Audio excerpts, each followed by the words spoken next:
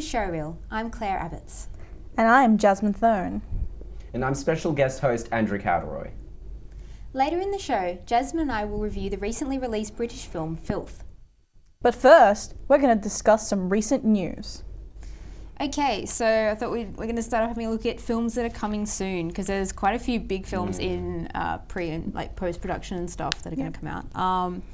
So obviously all the Marvel ones, I'm really looking forward to them. Yes. So we've got X-Men First Class 2 is coming out.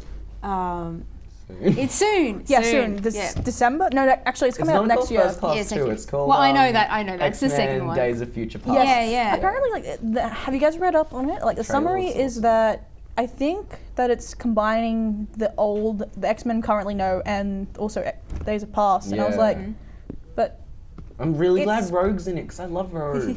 canonically, it just feels wrong. Like, they don't match. Like, both the universes are a little bit off. But don't they always tend to do that with any, like, whether it's DC, Marvel, whatever, they don't stick to the canon? Like, I mean, the really hardcore fans don't like it, but they have their own license, do you think, as a movie to make up their own? That's the thing, like, the thing that always confused me about comics is they have so many of them, like, running at once. Like, there's so many different universes, But I heard apparently in the movie, like, the original storyline of the Days of Future Past comic series that it was taken from was completely about Rogue. But for the movies, they've made it way more about Wolverine, purely because he has his own movies, which is kind of annoying. It's just like... Isn't he got another movie coming out soon? No, yeah, exactly. Please, no. Like, how many Wolverine movies? Awesome. How many are there? Every time he gets a new ab, he feels like he has to bring out a new movie. Yeah. I think that's the problem with that.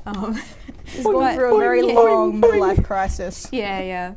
And then Spider-Man 2 is the other Marvel one that's coming out. What do you think about that? I didn't see the remake of Spider-Man 1 because I looked at the trailer, like the one with Andrew Garfield, and I'm just like, how is this any different to the one back with what's his name?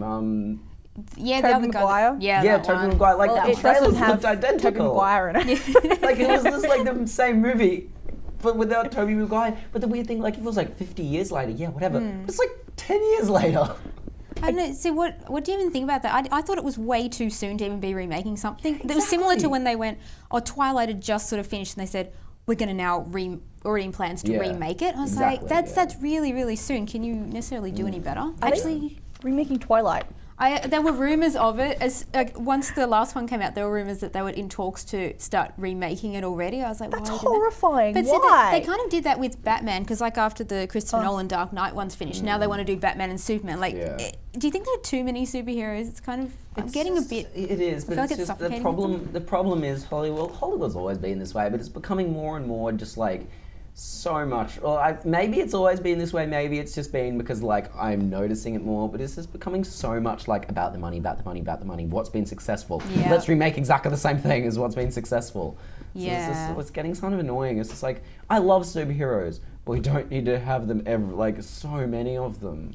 Yeah. I love them, but it's like they're just a bit overdone. Yeah. So another one that's going to be coming out soon is Maleficent. It's with Angelina Jolie, and I can't remember who directed it, but it's basically a take on a Sleeping Beauty story, but from the perspective of Maleficent, who was supposed to be the evil queen. Yeah. Well, if you watch the trailer, like I watched the trailer recently, and it almost looks like they've put Aurora in the protagonist like center. Like they follow her in the trailer, which means that. You're probably going to follow her in the movie. Unless the trailer, the point of it is to reveal at the end that it's not. Like, hopefully that's what they've done. They're sort of building it up to be like, to pull the carpet out and go, we're actually doing it about this so-called evil queen. Have you read the synopses for it? I haven't really been. Has there been a like Sleeping Beauty remake recently, or is it just still the old Disney? No, cartoon? they did the Robin Hood. Sorry, not Robin Hood. Red Riding Hood. They did as a remake, and Snow White and the Huntsman. But they haven't remade Sleeping Beauty though. Not that I know of. Okay, that's okay then. That's fine. okay. I thought they were just like remaking it again after they'd done it. And I'm like, wait a minute, no, they haven't.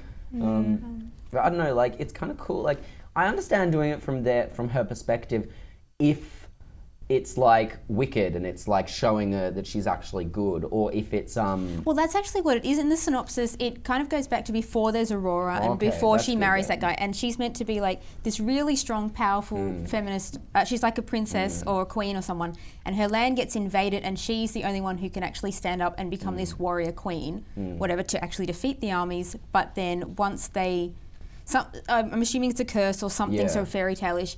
and she gets betrayed, and it seems like she's evil. And then, of course, Aurora comes in, and this king who sort of took over the kingdom.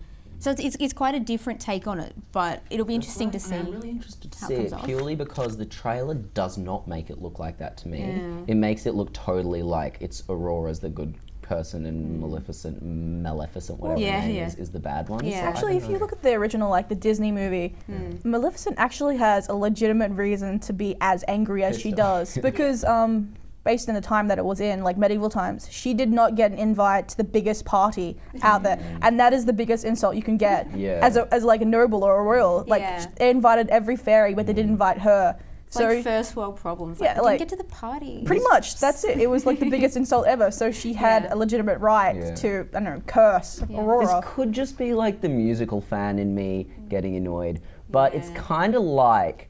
It seems kind of like they've gone, oh, Wicked's really popular, but Universal has the rights to that. Let's make it with Sleeping Beauty. And I mean, it's got the draw card tour. We've got Angelina Jolie in it. You've got Juno Temple, who was in, I think she's been quite a lot now, like she was in Atonement and whatever. So it kind of did as well seem like to me, it's like they were making a Sleeping Beauty movie and then Angelina Jolie came in. It's just like, I want to be the star, make it about me. And all of a sudden it had to be Maleficent, not Sleeping Beauty. So I'm wondering if that like actually happened. It would be interesting. Because that's what Angelina Jolie's exactly like. Oh, that's what she speaks like that. I am the star.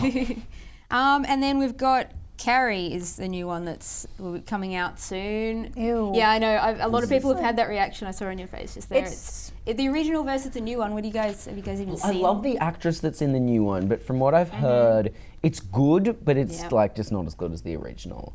Yeah. See, that's the problem. I haven't with, seen the remakes. original, so yeah. It's hard to do a remake of a classic, like an old film that people can't get attached to, even if it is a bad old film. Yeah, exactly, yeah. I know they're doing the same with It's a Wonderful Life. I don't know if you guys have seen I've heard that. Or they're making a sequel at least. Like I think a sequel. I'm worried about that. I think it's going to don't wreck a good thing. Not that I've seen it, which I really should have, but still, just like don't Informed opinions from Andrew Calderoy. Informed opinions. Right here, right here. We know what we're doing. I haven't seen it, but... Well, we have to take a break, but stay tuned for more Showreel.